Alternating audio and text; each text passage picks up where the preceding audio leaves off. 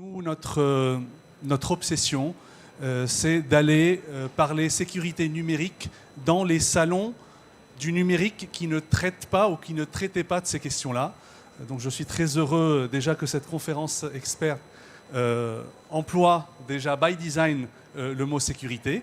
Je serai là pour modérer cette conférence expert avec Madame Marjorie Segui et Monsieur Nordine Lamreri, respectivement de EI Management, EI Technologie et d'Everteam. Je vais leur laisser la parole. Je serai votre porte-parole et je poserai les questions que vous n'auriez pas posées ou je poserai des questions qui vous donneront des idées de questions. Donc je laisse la parole à Madame et Monsieur pour démarrer cette conférence.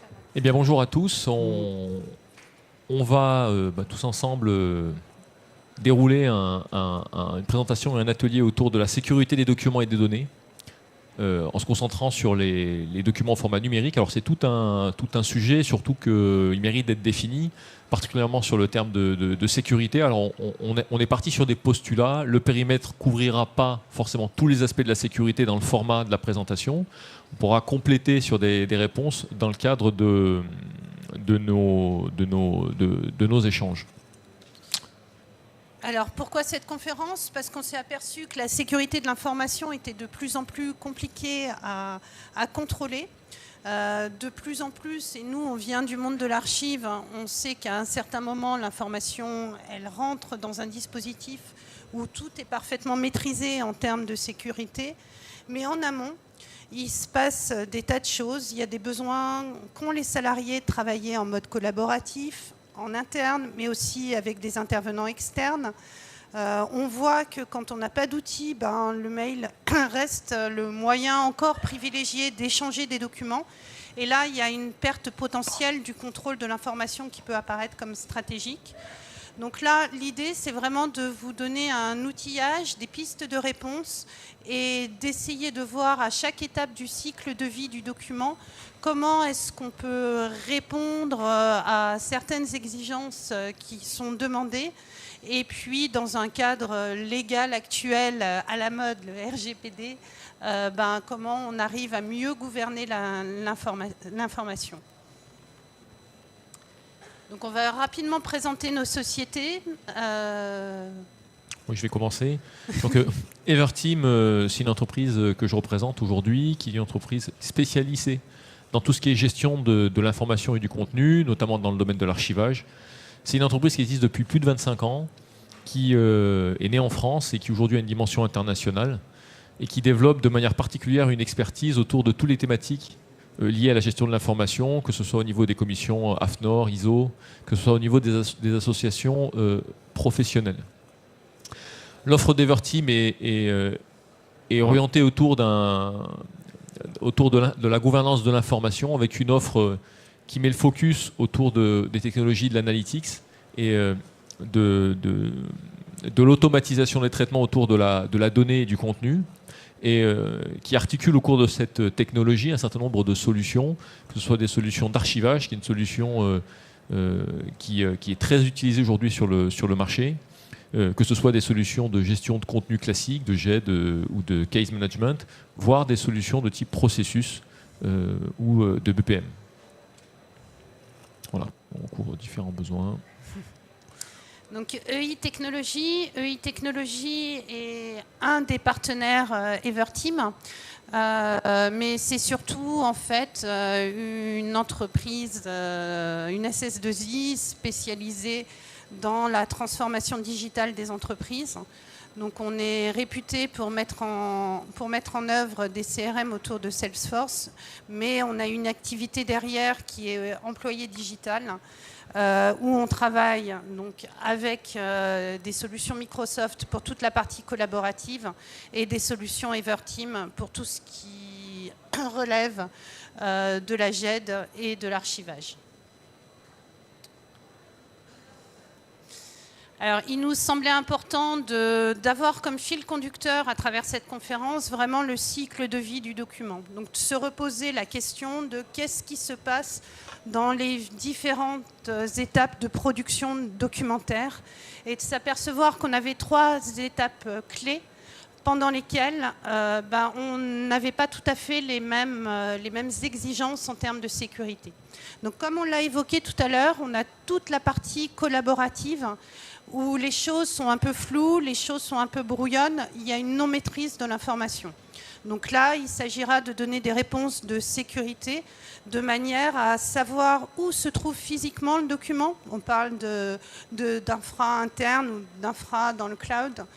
Et de savoir aussi qu'on l'a adressé à la bonne personne en mettant en œuvre des règles de sécurité qui vont bien, ne serait-ce que sur l'accès en tant que tel au document.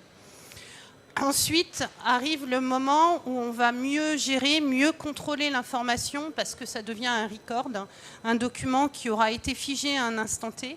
Donc on a des exigences pendant le versement. Donc finalement, tous nos éléments qui ont été construits à travers une étape de collaborative à un moment vont être signés, figés, vont être versés dans un système beaucoup mieux organisé. Donc on zoomera sur le versement et puis vont être archivés avec toutes les étapes de l'archivage qu'on maîtrise plus ou moins bien.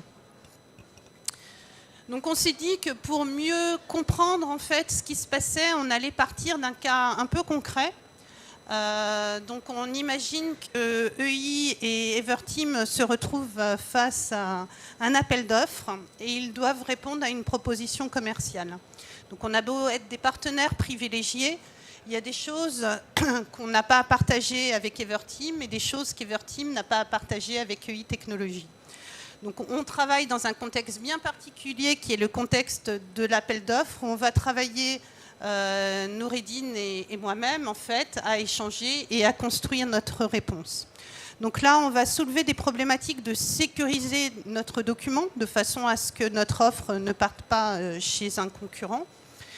Sécuriser aussi le terminal parce qu'on est tous les deux des consultants et puis on ne travaille pas qu'à notre bureau. Donc garantir finalement que je travaille sur une tablette depuis mon téléphone ou depuis mon PC, j'ai les bons accès à cette information qui est stratégique et confidentielle. Et puis éventuellement donner à mon patron et au patron de Noureddine les moyens d'identifier des usages non conformes sur cette proposition qu'on est en train de traiter. Donc tout se passe bien, la proposition commerciale elle est signée par le client. Donc là on a des opérations de signature autour du document qui vont lui conférer une valeur particulière. Et puis derrière, on fait le projet et le contrat est archivé dans le SAE. Donc là on va se retrouver avec d'autres exigences de sécurité à mettre en œuvre. Quelles que soient ces grandes étapes, en fait, on a quand même un filigrane qui est la nécessité aujourd'hui d'identifier les données personnelles et puis pouvoir les qualifier, les analyser, donc avec un panel de solutions qu'on va vous proposer. Alors, juste ici, je me permets juste ici une question par rapport au règlement RGPD qui préoccupe pas mal d'entreprises aujourd'hui. Et juste si on reprend le cycle de vie d'un document, donc ce sont les solutions, les fonctionnalités un peu de votre outillage qui vont me permettre, moi, éditeur d'un document, d'identifier quelle typologie de données à caractère personnel il y aurait dans ce document-là. Donc on est complémentaires dans les offres. Sur la partie collaborative, en fait, on va présenter là, des solutions Microsoft et une des solutions qui est dans l'offre Office 365 permet de préqualifier des documents qui contiendraient de la donnée personnelle. Donc on va mettre un warning au moment où j'enregistre en disant attention, ce document-là contient potentiellement de la donnée sensible, donc il faudra faire attention à tel ou tel usage. En complément, en fait, il y a toute l'offre analytique qui va être présentée par Nourdine tout à l'heure, qui permettra de traiter en fait cette donnée personnelle, donc de l'identifier dans le document intrinsèque, et puis de la traiter, le cas échéant, en l'anonymiser.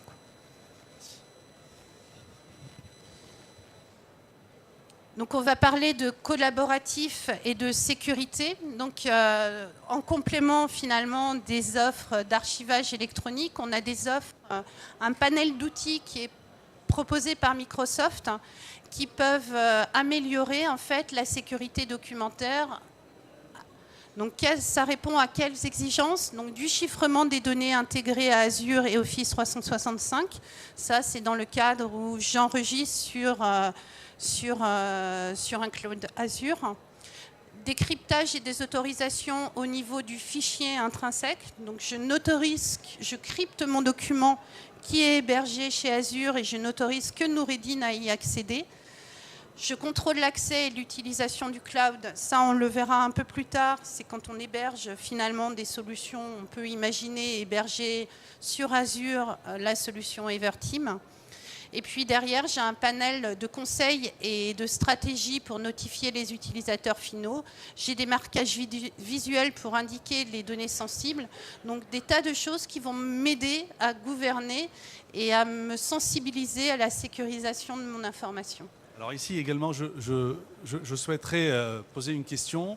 Est-ce un mythe, ce qu'on entend autour de Office 365, qui jusqu'alors était une plateforme qui répliquait et synchronisait en même temps une même donnée sur 4 plaques géographiques différentes et on n'avait pas trop le choix sur le choix de ces plaques géographiques. Est-ce que c'est un mythe ou est-ce que c'était comme ça avant? Est-ce qu'il y a des actions qui ont été menées Aujourd'hui, Microsoft s'est engagé, notamment en réponse à la réglementation RGPD, en fait, de permettre de n'enregistrer de la donnée sensible que sur une plaque géographique unifiée en Europe.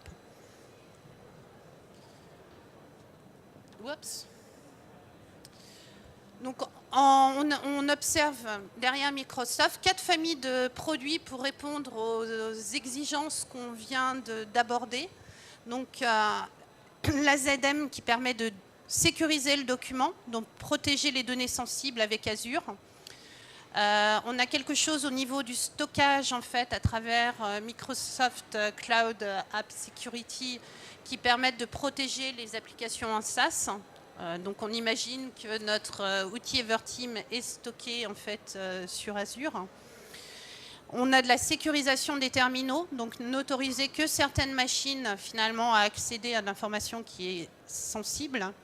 Et puis un outil de gouvernance de données qui est un plugin finalement d'Office 365 qui est Office 365 Secure Score qui permet de préqualifier en fait la valeur finalement du document et la sécurité qui est préconisée sur ce document-là. Alors justement ici, c'est important que l'outillage permette un certain nombre de choses, mais il est également important d'accompagner ce changement et d'éduquer, entre guillemets, ou d'accompagner les utilisateurs pour qu'ils sachent que ces fonctionnalités existent. Et je fais le parallèle avec des outils de classification des documents qui existaient par ailleurs, classification des mails, classification des documents en fonction d'un référentiel interne.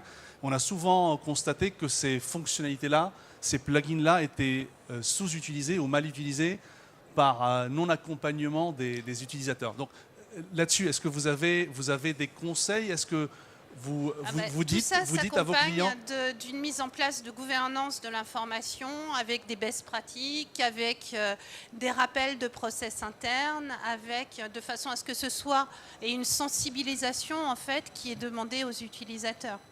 Enfin, justement, le RGPD va être l'occasion aussi de revoir les chartes informatiques en interne et de rappeler aussi ce qu'est la sécurité des documents et comment on manipule l'information. Donc c'est peut-être une bonne occasion de mettre des piqûres de rappel sur la sécurisation de ces données.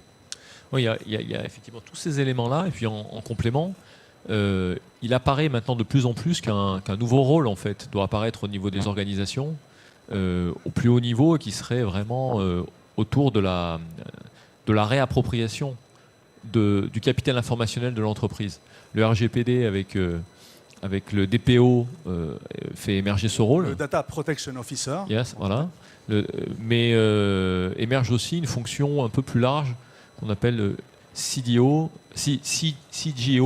Chief Governance Officer, qui est évoqué surtout dans les comités d'experts en fait, mais qui a pour ambition d'essayer de recouvrir toutes les missions que pourrait avoir une entreprise autour du pilotage et de la gestion de l'information de manière générale, que ce soit des actions d'assainissement des corpus de contenu, parce qu'il y a beaucoup de corpus qui existent, enfin beaucoup de file systems que vous avez dans des outils web que vous utilisez sur lesquels il y a plein de doublons que vous n'avez jamais cherché vraiment à nettoyer, des actions de gestion de la donnée privée personnelle, hein, comme ça a été évoqué. Il y a aussi des actions autour de la gestion du cycle de vie des documents. Il y a des documents qui ont une valeur, et des documents qu'il faut être capable de typer, gérer son cycle de vie, savoir quel est le sort final, quelle est la valeur de ce document pour l'entreprise. Et en fait, ce pilotage global doit maintenant se matérialiser au niveau des entreprises. Et on sent, hein, bon, ça fait un certain nombre d'années que je suis dans ce secteur, je souscris complètement aux arguments que vous avez soulevés. On sent qu'il y a une prise de conscience en fait, sur ce sujet-là, et qu'il y a vraiment une volonté de changer la manière dont le capital informationnel est géré. Voilà. Est-ce que ces fonctionnalités-là, elles sont, à votre avis, et selon votre expérience, elles sont beaucoup plus pertinentes pour des entreprises à partir d'une taille quelconque, parce que de manière inhérente, le collaboratif est beaucoup plus étendu, l'étendue géographique est plus importante, ou bien ce sont, à contrario, des fonctionnalités qui vont être plus digestes et accessibles pour des PME, pour des ETI? Je pense que la tendance est de sensibiliser l'individu en tant que tel, en fait. Donc, c'est vrai pour des grosses entreprises qui ont une maturité plus ou moins importante en termes de sécurité de l'information, qui ont déjà mis en œuvre des politiques de sécurité, mais elle devient capitale pour l'individu dans l'entreprise ou l'individu au niveau privé aussi, en fait. On parle de protection de son identité privée, donc les choses se recoupent. Et au niveau des technologies, en fonction des tailles d'entreprise, les technologies ne seront pas les mêmes, oui, pour un besoin identique. C'est là que le marché finalement des solutions logicielles va se segmenter. Elle se segmentera en fonction de la nature des services délivrés, mais aussi des tailles d'entreprise qui seront servies. Voyez. Mais justement, quelle est votre position un peu stratégique là-dessus? Est-ce que vous commencez à faire un peu du sur-mesure dans vos offres pour adresser une catégorie de PME, les ETI à part, les grands comptes, ou est-ce que c'est là-dessus que... Alors, côté Microsoft, finalement, on a un panel qui s'adresse dès l'individu jusqu'à la grosse entreprise. Dans des solutions plus lourdes d'archivage électronique, on va s'adresser plus à déjà de la PME un peu costaude, quoi. Et côté Everteam, aujourd'hui, on a segmenté ça en 3 grands types de lignes produits pour un même type de technologie. Hein. On va packager et travailler le produit pour cibler soit des grandes entreprises avec une logique plutôt de plateforme, parce que le nombre de sources sur lesquelles les contenus peuvent être stockés peut être illimité. En fait, on ne trouvera pas sur étagère la solution qui va bien. Deuxième type d'interlocuteur, c'est les PME, TPE, on va dire en dessous d'une centaine de personnes. Et dans ce cas-là, c'est plutôt des solutions sur étagère qui doivent répondre à un usage précis. Par exemple, une société qui a fait le choix du tout Microsoft et qui veut une solution d'archivage qui prend en compte aussi la problématique RGPD immédiatement. Et le troisième type de cible, c'est les hébergeurs. C'est les hébergeurs. Il y a Amazon, par exemple, qui a sorti une offre d'identification automatique des données personnelles qui s'appelle Massy. Il y a beaucoup d'autres hébergeurs qui existent sur le marché qui n'ont pas cette technologie. Et donc, on travaille avec eux pour leur proposer en complément ce type de techno. Tout à l'heure, vous avez dit que les outils qui sont employés sur ces plateformes permettent de donner de la visibilité aux décideurs, aux patrons des lignes métiers, aux responsables de traitement, sur qui accède aux documents. Est-ce que dans vos solutions, il y aurait par exemple la capacité de sortir à un instant T l'ensemble des personnes morales, entreprises partenaires, tiers, qui auraient accès à ce document? Un peu à la mode de ce que PayPal a fait il y a quelques jours ou quelques semaines, où il a sorti une mind map visuelle de 600 tiers avec lesquels PayPal était amené à partager des données à caractère personnel.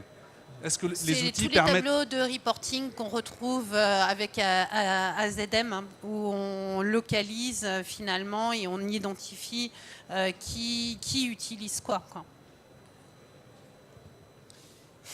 Donc vous faites la transition. Donc comment ça se passe? Donc on prévient la sécurité avec Office 365 Secure Score.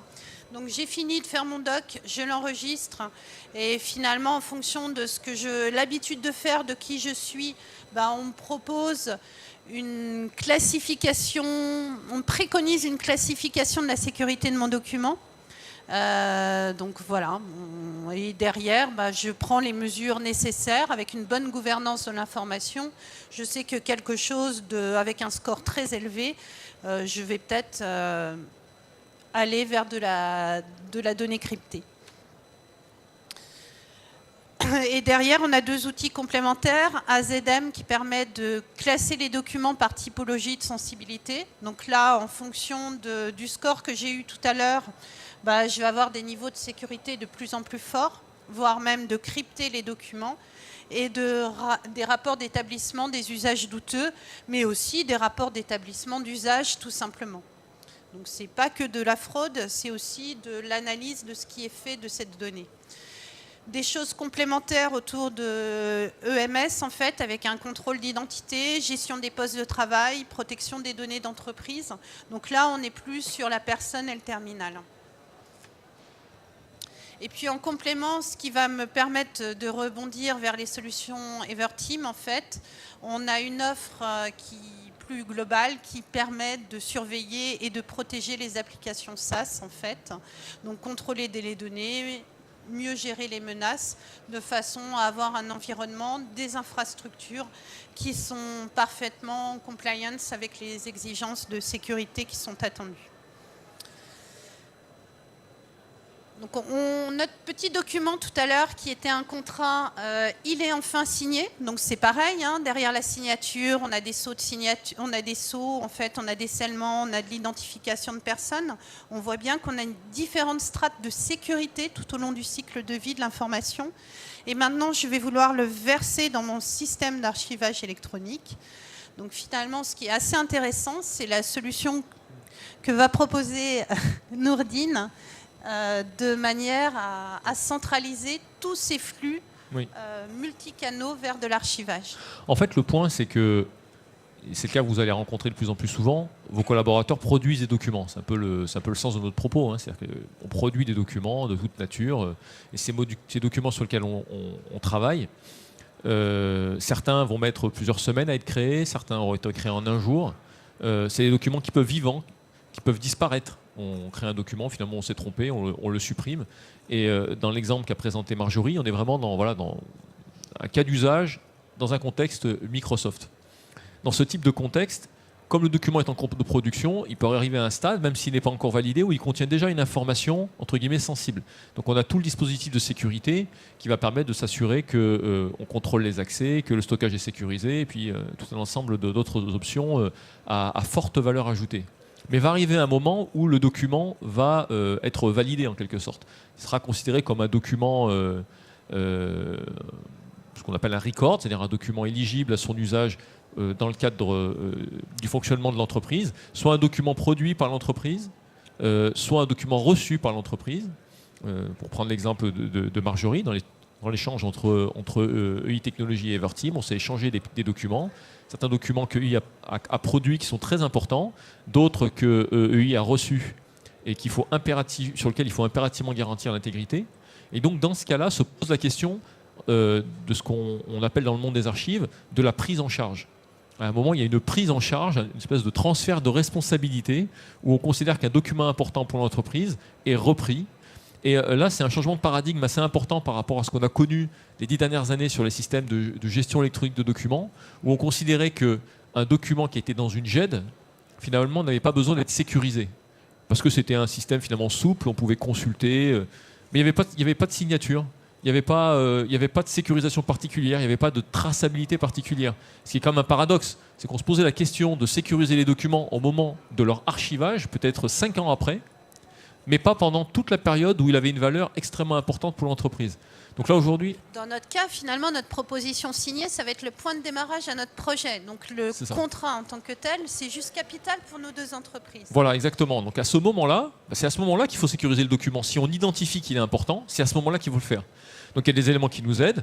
Le travail intellectuel des équipes, des personnes, donc la sensibilisation qui a été faite en interne pour bien typer les documents, pour bien les qualifier, les outils, les technologies. On pour prendre l'exemple des outils Microsoft qui appliquent automatiquement un score sur la sensibilité d'un document, ça, nos outils, les outils entre guillemets de records management et d'archivage, vont être capables de capter ces éléments-là et de déterminer la nature de la conservation de ce contenu dans nos systèmes. Donc on va prendre en charge, et la prise en charge, ça n'est pas simplement prendre le document et le stocker dans un produit de records management d'archivage, une plateforme un peu de consultation sécurisée. C'est aussi de faire tout un ensemble de vérifications. Alors c'est ce qu'on voit un peu dans ce slide, mais on va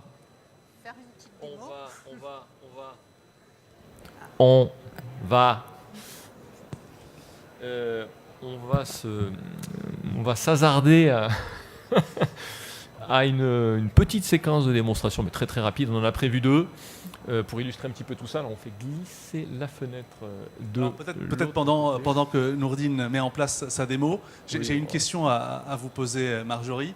Est-ce que vous pensez que le cloud, justement, qui parfois encore effraie certaines entreprises parce qu'elles se disent mes documents vont sortir du périmètre de mon entreprise, est-ce que je vais avoir un minimum de contrôle dessus? Est-ce que c'est contrebalancé aujourd'hui avec des solutions comme celle-ci par plus de contrôle sur le document? Pour juste illustrer ça, avant on élaborait le document sur un ordinateur en local. Pour peu qu'on soit mal sensibilisé, on le stockait sur le disque dur du portable et pas sur les partages fichiers. Et du coup, on se retrouve avec des risques de fuite d'infos, de manque de sauvegarde, etc. Est-ce que le fait de systématiser et de canaliser l'élaboration des documents exclusivement dans le cloud, est-ce que ça minimise ces risques-là? Depuis que tous les éditeurs finalement ont sorti des solutions plus collaboratives, derrière ils devaient répondre à la sécurisation du stockage. Donc ils ont poussé quand même à enregistrer sur mon OneDrive, enregistrer sur Amazon, enregistrer sur ma box, etc. Et derrière, il y a eu tout un panel d'outils qui ont été mis en place de façon à garantir peut-être même plus de sécurité que certaines entreprises pourraient s'offrir en interne sur leurs propres infras. Donc oui, ça sécurise et l'histoire va de ce sens-là en fait. Ok, Predefine Job. Donc là, Nourdine va vous démontrer qu'on peut, à travers le data import, finalement centraliser des flux, quelle que soit leur nature, de manière complètement sécurisée, de façon à mieux gouverner la donnée à partir du moment où on avait estimé que cette information devenait capitale pour l'entreprise. En fait, le principe est assez simple. Dès lors qu'une information devient importante pour l'entreprise, il faut trouver un moyen de capter cette information et de la sécuriser. Soit elle peut être sécurisée entre guillemets in situ dans l'application dans laquelle elle se trouve, l'application entre guillemets en production, qui a servi à produire le document. Soit il y a un besoin de rapatrier cette information et de la stocker dans une plateforme sécurisée comme par exemple Everteam. Donc là par exemple l'outil propose un module qui va permettre de créer ce qu'on appelle des chaînes d'injection. Alors on ne voit pas très bien, mais bon, on a une liste de toutes les sources possibles que le module est capable d'ingérer.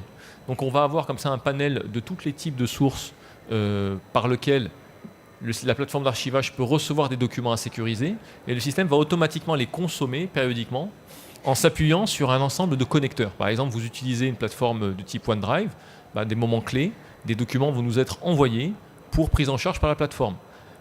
Et l'élément très important, c'est qu'au-delà de l'import, on va prendre le cas par exemple de flux de documents, on va prendre des flux qui sont archivés, on va déterminer le type de traitement qu'on veut appliquer.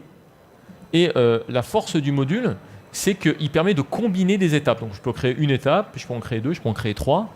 Il va fonctionner un peu comme une douane en fait. Il va, avant d'accepter a priori n'importe quel type de contenu, il va vérifier un certain nombre de critères qui sont absolument fondamentaux pour que ce contenu puisse être archivé. Par exemple, il va vérifier que le format est le bon format, que c'est un format qui est pérenne, que c'est un format qui est admis dans une logique d'archivage suffisamment fiable. Il va vérifier que les métadonnées clés pour que le contenu puisse être géré ont été renseignées. Il va pouvoir opérer même parfois certaines transformations. Il va pouvoir effectuer sa propre signature. Contrôler la signature. Voilà, il va pouvoir effectivement la contrôler, donc vérifier que le document qu'on a reçu a été signé, qu'il est resté intègre durant la phase de transition, parce que parfois il peut y avoir des phases un peu de risque. Le système va également apposer sa propre signature, qui sera la signature entre guillemets du système d'archivage à titre de prise en charge. Et donc dans toute cette chaîne, l'outil va auto-exécuter toutes ces chaînes d'injection et va les adapter en fonction de la nature des flux. Donc chaque type de contenu a sa propre logique d'injection et chaque étape clé pour que le contenu puisse être importé sera vérifiée au préalable par le composant. Voilà. Est-ce qu'ici, dans cette transformation, on est susceptible ou on a le droit, par exemple, pour certains types de documents qui ont une sensibilité particulière de par leur contenu, est-ce qu'on a le droit d'anonymiser leur contenu ou de le pseudonymiser? Ou est-ce que quand on archive, et là je pose une question de béotien, est-ce que quand on archive, on se doit d'archiver vraiment exactement le même document tel qu'il était en...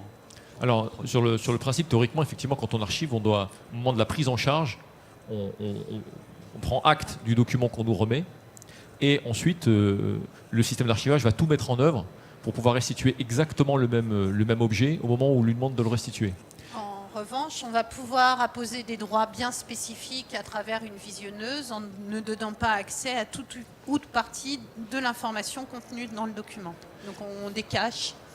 Il y a un certain nombre d'exceptions. C'est-à-dire que les exceptions, par exemple, c'est qu'il y a des cas où on va récupérer le fichier, mais on va créer une copie qu'on va considérer comme pérenne. Vous avez un fichier AutoCAD qui est très utile en production, mais qui n'est pas un format qui sera considéré comme pérenne. Donc vous allez vous faire une copie en PDFA et vous allez garder les deux formats. Le format d'origine, en quelque sorte, sera utilisé d'un point de vue opérationnel quand il y aura besoin de produire une nouvelle version de ce plan pour ne pas partir de zéro. Et la version PDFA, elle, sera utilisée pour des besoins de consultation long terme. Donc conceptuellement, ce traitement de conversion sera considéré en dehors du système d'archivage. C'est un traitement qu'on aurait dû attendre finalement de l'outil de production, mais qui n'aura pas effectué. La deuxième caractéristique, effectivement, c'est tous les moyens dont on dispose pour créer une différence entre l'objet sécurisé que le système d'archivage va conserver et l'information que vont mettre à disposition du collaborateur qui a demandé la consultation.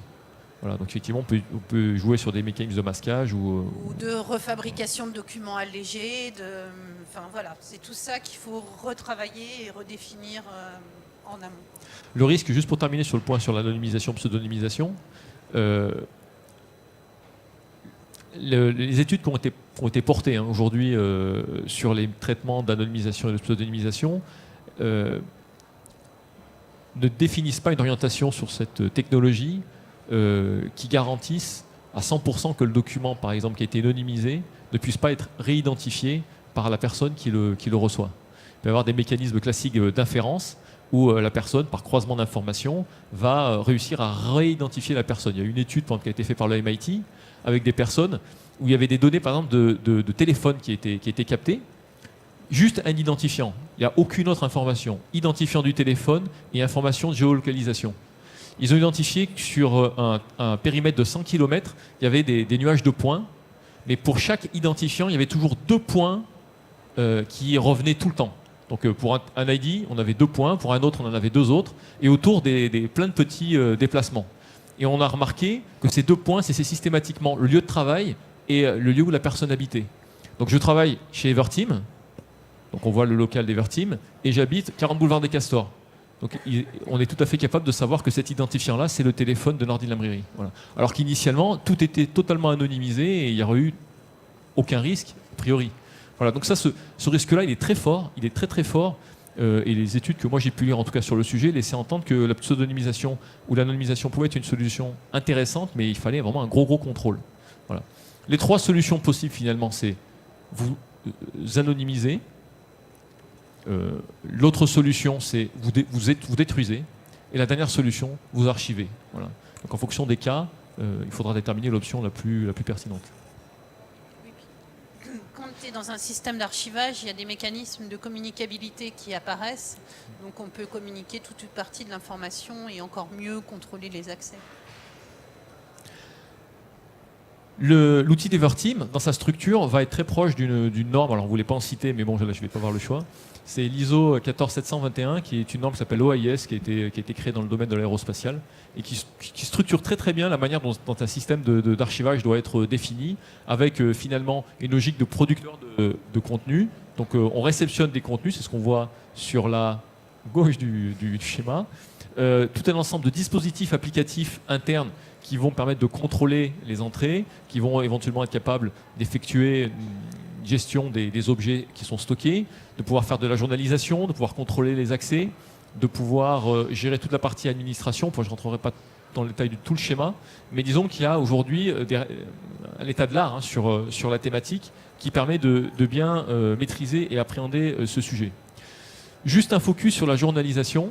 La journalisation, c'est un domaine qui s'est beaucoup développé dans ces outils d'archivage, qui a atteint un certain niveau de maturité. Les différentes actions qui seront entreprises au travers de ces outils pour offrir un maximum de sécurité sont tous tracées. Cette traçabilité va contenir des informations qui seront relatives aux actions que vous allez opérer, mais également les informations qui permettent de vérifier l'intégrité des documents qui sont conservés. Voilà.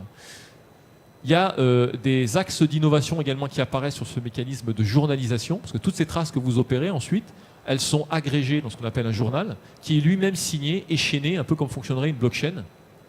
Et d'ailleurs, un des axes d'évolution, c'est de s'inspirer de cette approche-là pour directement proposer une intégration avec une blockchain. Donc vous serez dans une logique où, pour sécuriser l'intégrité et la traçabilité au niveau de votre système, au lieu d'opérer, entre guillemets, des mécanismes de signature qui seraient internes au système d'archivage, vous auriez la possibilité de pouvoir envoyer les signatures des journaux eux-mêmes à une plateforme blockchain qui, elle, de manière totalement libre, répartie et sécurisée, assurerait l'intégrité de l'ensemble des traces que vous auriez générées et traitées au niveau de votre outil. Je vais passer, parce qu'on a un peu la bourre. Voilà. Alors le dernier point qu'on voulait évoquer, c'était le point concernant l'analytics et l'analyse des données. C'est un sujet qui est quand même d'actualité pour diverses raisons. On parlait effectivement du RGPD, mais pas que. Il y a beaucoup de cas où vous avez des contenus pour lesquels il n'y a pas eu d'intervention de personne pour vraiment analyser les contenus et être capable de les typer. Il peut y avoir des cas où vous n'êtes pas confiant sur la fiabilité du travail qui a été opéré par le passé. Aide à l'identification des doublons pour désengorger les espaces serveurs ou les espaces du cloud, en fait.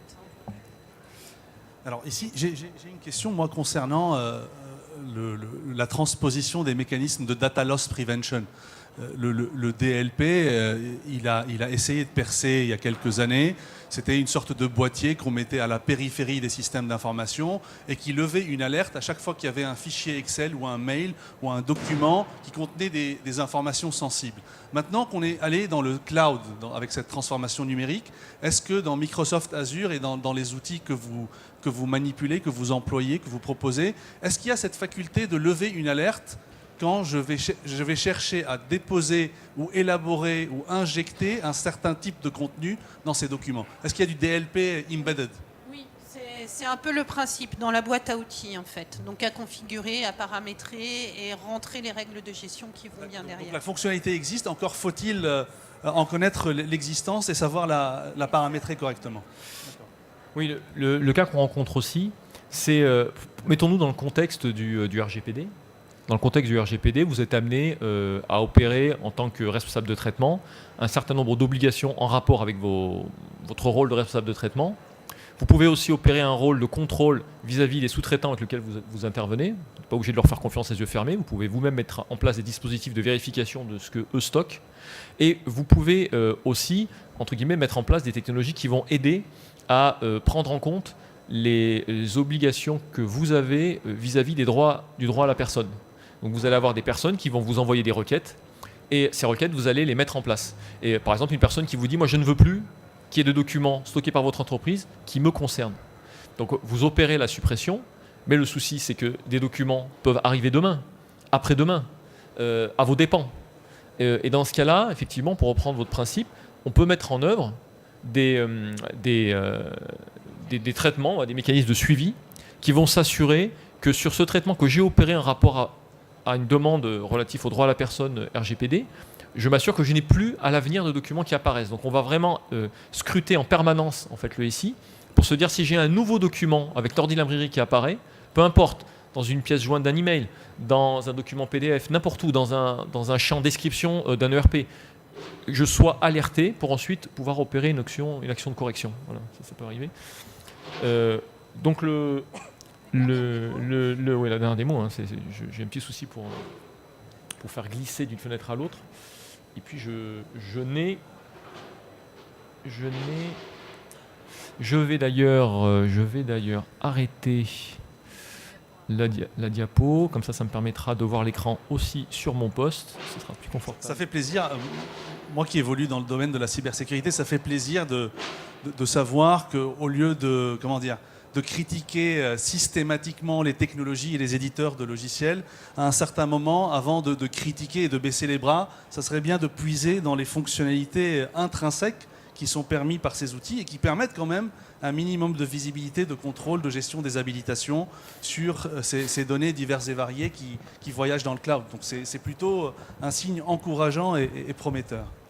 Oui, le cloud reste quand même une tendance de fond qui s'impose inexorablement, qui a quelques difficultés à pouvoir s'imposer sur la partie archivage, parce que c'est une thématique, c'est un domaine sur lequel il y a un vrai savoir-faire historique qui vient même de la gestion des archives papier et qui est remonté finalement jusqu'aux documents électroniques et qui aujourd'hui s'élargit pour s'imposer au niveau des entreprises. Et le cloud peut être vu comme une menace, finalement, un risque de traitement complémentaire sur les contenus ou ce genre de choses. Là, on est sur un outil que l'on propose, qui est un outil finalement de suivi et de pilotage. Donc dans cet outil-là, j'ai plusieurs informations. La première information que j'ai, vous voyez ici, j'ai demande de rectification, demande d'accès, demande de suppression avec un nombre de documents qui est indiqué. J'ai reçu, moi, imaginons que je suis Data Privacy Officer, et dans le cadre de mon activité, je dois gérer des données personnelles sur je sais pas, 5-6 applications. Ça peut être du OneDrive, des documents de librairie SharePoint, ça peut être mon système d'archivage. Et dans ce cas-là, j'ai besoin, moi, de pouvoir avoir une visibilité de tous ces contenus pour le remonter à ma direction et pour pouvoir faire un suivi. Je reçois une requête de diverses personnes, je les exécute. Je peux suivre toutes les requêtes en cours. Parce que quand on me fait une demande, par exemple, de rectification, parce qu'une adresse a changé et la personne veut que j'applique le changement d'adresse, c'est pas magique. On ne va pas instantanément dans la seconde prendre en compte sa demande. Il faut déjà retrouver cette personne. Par exemple, j'ai une demande de rectification qui arrive et je vais utiliser une technologie qui va me permettre de rechercher tous les documents d'une personne qui s'appelle Arnaud Goumin. Arnaud Goumin, bon, c'est un de mes collègues. Tout ça a été un peu trop long, je pense, avoir perdu le réseau. Peut-être qu'il a exercé son droit à l'oubli et du coup il n'est plus dans les bases. C'est ça. Non, là, c'est l'idée, c'est vraiment de rechercher l'information personnelle, donc dans les documents, dans l'information non structurée, où qu'elle soit en fait, pour peu que l'entreprise y ait accès, proposer des formes d'anonymisation ou non, ou de rectification, et de chercher Arnaud Goumin, mais de chercher aussi à Goumin, Goumin avec une faute d'orthographe ou des choses qui sont relativement proches. Donc le principe dans ce type de situation, c'est disposer d'un point unique et central, d'un outil qui est non intrusif, qui ne nécessitera pas de refondre tous les outils existants. Ça, c'est très très important. Donc si je reprends mon exemple, si le réseau veut bien rester avec nous encore quelques minutes, je reviens ici, je recherche mon fameux collègue Arnaud Goumin en utilisant des mécanismes de données et de recherche de contenu où que ça se trouve. Donc là, par exemple, il me trouve Arnaud Goumin avec un 4. J'ai 4 documents qui concernent Arnaud Goumin. Le tableau de bord se met à jour automatiquement et il m'indique que c'est principalement des PPTX et les documents se trouvent essentiellement dans le disque réseau. Dans le disque réseau de l'entreprise. Voilà, disque réseau de l'entreprise. J'ai la répartition des documents concernés, principalement des PPT. Les documents sont principalement en français. L'outil les a identifiés. J'ai les organisations avec lesquelles qui ont été identifiés en lien avec les documents qu'on a trouvés, et les compagnies, les organisations, donc Liberty Microsoft, hein, ça tombe bien, voilà, etc., etc. Je peux passer de ce tableau de bord immédiatement à la liste exacte de ces 4 documents, qui pourraient se trouver dans des systèmes complètement différents, peu importe. Le système a agrégé et réconcilié ces contenus dans une même base et les a gérés au même endroit. Ensuite, je peux les sélectionner. Alors, il y a plein de fonctions qui existent. Je peux, par exemple, identifier les documents similaires, où je peux tout simplement les sélectionner et dire « Ah, je veux appliquer un tag ». C'est une demande, en l'occurrence ici, une demande de rectification. Je sauvegarde cette demande et le point est automatiquement enregistré par le système. Je pourrais ensuite soit l'exécuter à travers de l'outil, soit déjà je peux, si c'est les 18 heures, il faut que je rentre chez moi, je peux le faire, le système aura mémorisé cette demande, elle ne sera pas perdue et tous les documents auront été tagués avec cette requête, ce qui est extrêmement important. Et ensuite, si je reviens dans mon tableau de bord, je vais retrouver mes demandes de rectification ici. Si je les sélectionne, je vais retrouver les 54 demandes de rectification que j'ai. Elles sont toutes là. Voilà. Elles sont toutes taguées demandes de rectification. Et automatiquement, lorsque la rectification aura été opérée, ou la suppression, dans les systèmes tiers, l'outil va en être informé et le tag se mettra à jour. Voilà. Donc ça, c'est un des aspects en termes de suivi. Sachant enfin, pour terminer sur cet exemple, parce qu'on arrive au bout, je peux ensuite enregistrer ça, en appelant ça Arnaud Goumin, rectification. Voilà. Je demande à ce que tous les critères de ma requête soient conservés. Je demande à ce que cette requête soit active, qu'elle soit exécutée voilà, tous les 5 jours, et j'enregistre. Et lorsque j'opère ça, le système va, suite à cette action de demande de rectification, va en permanence vérifier ma base pour s'assurer que aucun document contenant l'ancienne adresse n'apparaît. Voilà. Donc il va le prochain soit pris en compte, quoi. Voilà. Voilà. Bon, ça c'est un cas d'usage dans un contexte entre guillemets type RGPD, mais il y a vraiment ce principe de connexion automatique à des sources à partir de connecteurs génériques proposés par ce type d'outils. Il y en a tout un ensemble. Là, on n'en a qu'une partie, mais on retrouve les technologies Microsoft, mais également Google et puis tout type de techno. On les analyse, on rapatrie les informations, on les rassemble et on peut ensuite opérer des actions autour de la sécurisation de la donnée ou des documents. Voilà. Vous Merci avez à des vous. questions ? Merci beaucoup. On va peut-être inviter notre auditoire à poser des questions, s'il le souhaite. Est-ce que ça a été très très clair? Est-ce que ça vous a rassuré? Est-ce que ça vous a inquiété? Est-ce que ça vous a interpellé?